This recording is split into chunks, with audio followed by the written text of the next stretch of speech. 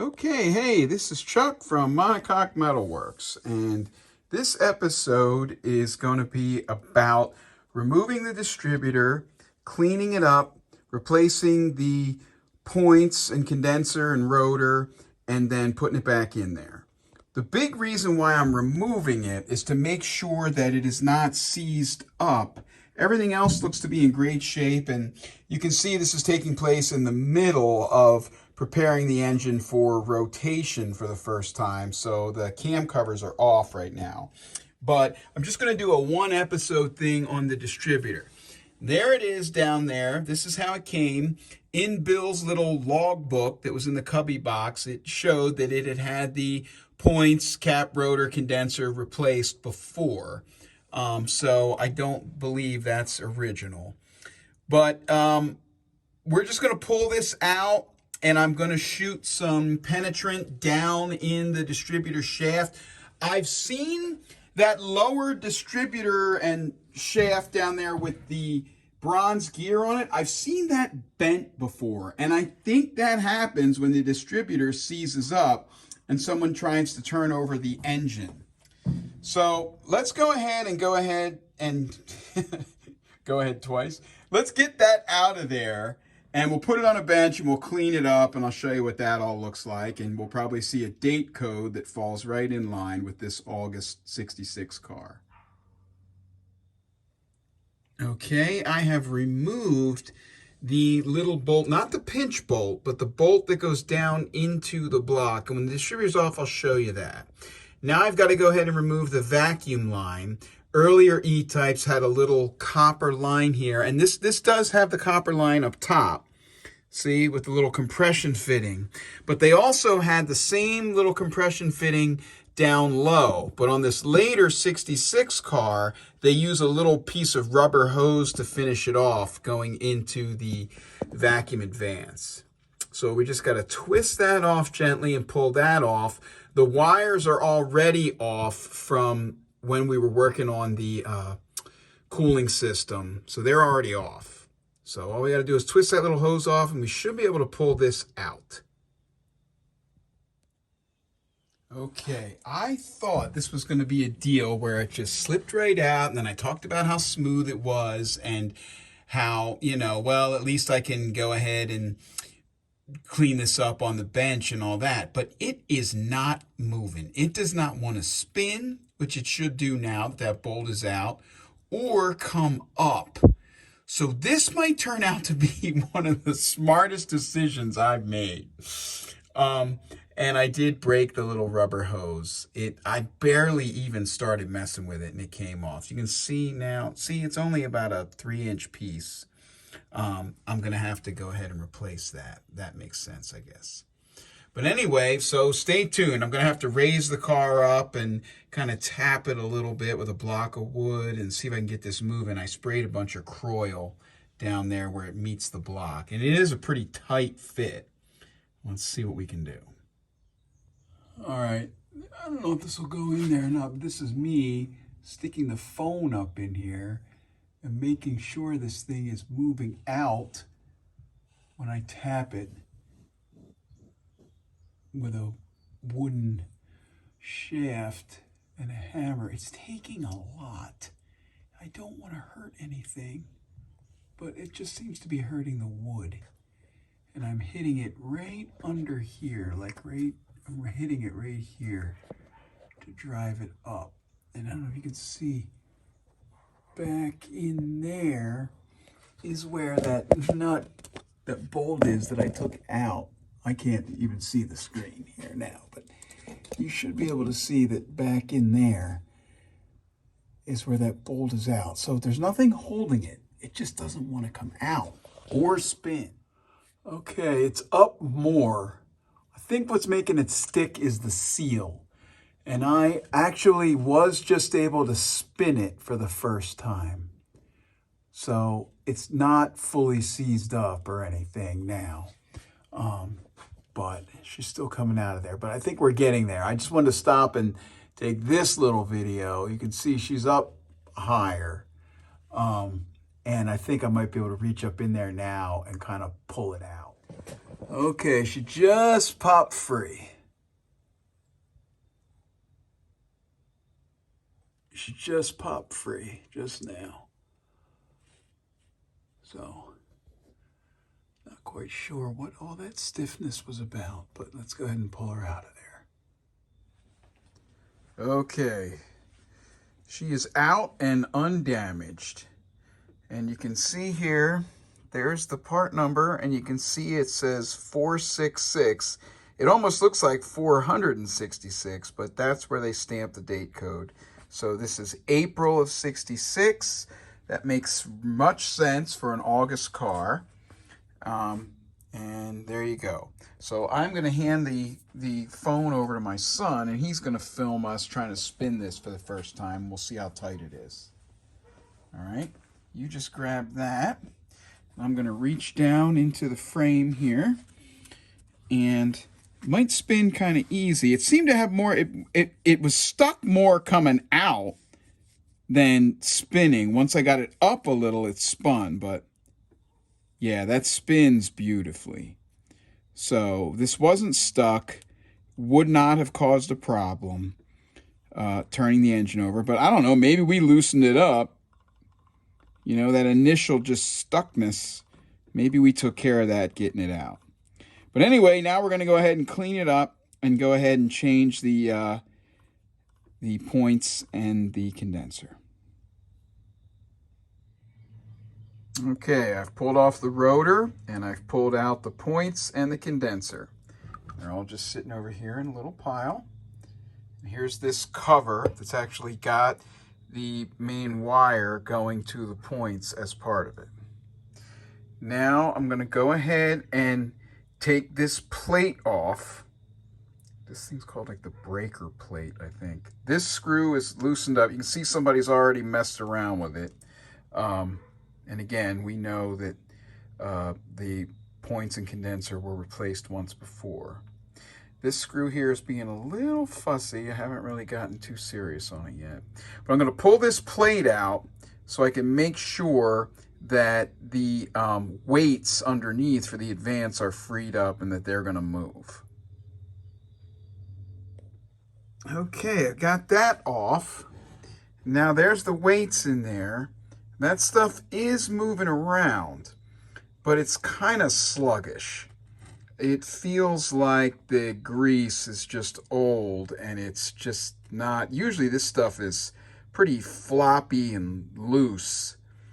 So it, just kind of flies right out under centrifugal force, but it feels really sluggish here. So I think I am going to have to pull this apart too and clean the old grease out of there. And so you do that by pulling this screw out of here, popping these two springs off. You'll notice the one spring is lightweight and the other one's heavier. I don't know why it's like that, but that's correct. Then you can see here's the advance, the vacuum advance thing that's just been popped off the breaker plate. So let's go ahead and keep going so that we can have that all working smoothly. Okay, we're getting in deeper, but this is as deep as we're going to go. So there you can see, there's that bottom plate on the, where the weights are. And then you can see the one thicker spring is still in there. The smaller spring kind of fell out, but I got him there. Now here are the weights here. And when they're out like this, there's nothing holding them on there, just grease on those little pegs. But see, when I do this, they should kind of flop around, but as you can see, look, if I shake it, see how it starts to move a little bit, but that's a little too stiff.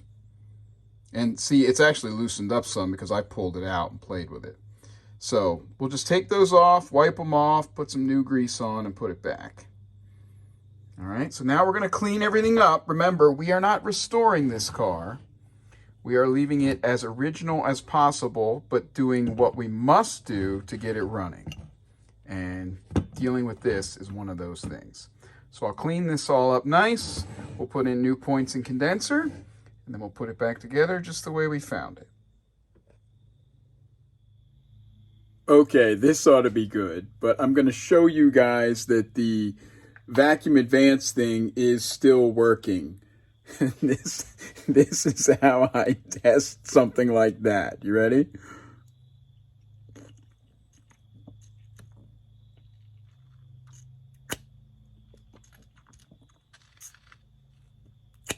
There you go. So, I don't know, insert whatever sucking joke you want to here, but I took that off because this needs to work, and we need to make sure that this is moving in and out. I know that some of the Jags, it's not actually a vacuum advance, it's a vacuum retard. It kind of works opposite. I don't know. I just kind of remember that from when I was a kid. But anyway, this is basically your vacuum advance unit here. So we're going to go ahead and clean this up and put it back in. All right, everything is all cleaned up and ready to go back together. These are the pieces we're not going to reuse. I meant to get the new pieces out, but you'll have to see them later. The distributor body really cleaned up great. I only used simple green on it. And if you look here, this is black paint, not grease. And based on this black paint here and then some overspray on the oil pan and the bell housing, I can tell you with certainty that they painted the block black after the engine was all assembled. And there's some of the proof right there. So anyway, that really cleaned up really nice. I just used simple green. It spins very nicely. Here are our new weights, or the same weights. And then you can see here, see how they're a lot more smooth and floppy? That's what you want. All right. And then here is that breaker plate. And this is designed to, see if I can do it with one hand. This is designed to move like that, and that's how your vacuum advance works. It moves the points around on the shaft.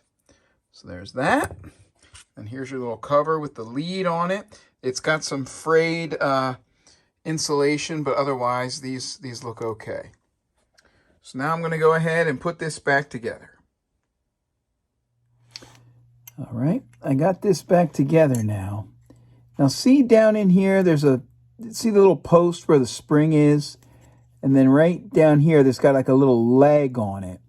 Well, that is the stopper for the amount of movement that you get. See, the upper and lower shafts work independently of each other. All right, so see, if you hold the top shaft like this, see how that moves? See how the weights down in there are rocking a little bit? Well, it works in reverse when it's going. It throws the weights out, and then it spins this. Now, I know that's not much, but I don't know, maybe that's 10, 12, 15 degrees of advance. That's your mechanical advance right there. And that's all freed up and working well.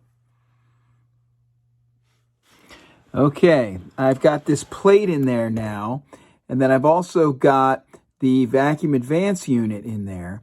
And you can see this is adjustable by this little wheel down here when it's on the car. So if you want more advance, you go this way. If you want to retard it, you go the other way. See the little A and the R with the arrows? All right, now I'm going to suck on this again, and you'll see how it moves the whole plate where the points and the condenser are mounted.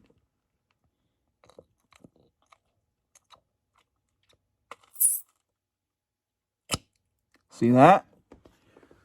So that's how that works. Okay, it's all back together, and I've set the points. I set them to 16 thousandths because they were supposed to be 14 to 18. So I set them to 16. You can see them opening and closing there. Hang on, that's in the way. All right, you ready? Open, close. Open, close. Open, close. There you go. Put the new rotor on. And everything's all set. So she's ready to go back in. All right, and here's where she came from. And you can see that little slot down in there fits the little tab on the bottom of the distributor shaft. you can barely tell, but that is not in the center. It's slightly offset, so it'll only go in one way. Now you can see it's pretty clean down in there.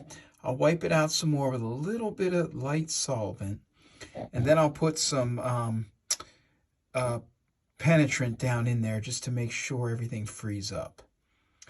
And you can see there's a bunch of gunk on here. I did kind of toothbrush this a little bit. I will stuff some rags down in there, and then I'll clean off this surface so nothing goes in there, and then I'll pull the rags out. So let me go ahead and get that cleaned up. Okay, we're all cleaned up. And I've scrubbed it off, and I made sure nothing went down in there because I had it stuffed full of rags when I did the work. And then I pulled those out, and I've wiped this off with solvent, and it's as clean as I can get it. And I'm going to go ahead and spray a little penetrant down in there. I'm probably going to use Aerocroil. And then we're going to put the distributor back in. I'll probably rub a little grease on it, but that is a real tight fit. But there it is. Didn't clean the rest of everything up because that is a big job. And we are just getting the old girl running now as she was.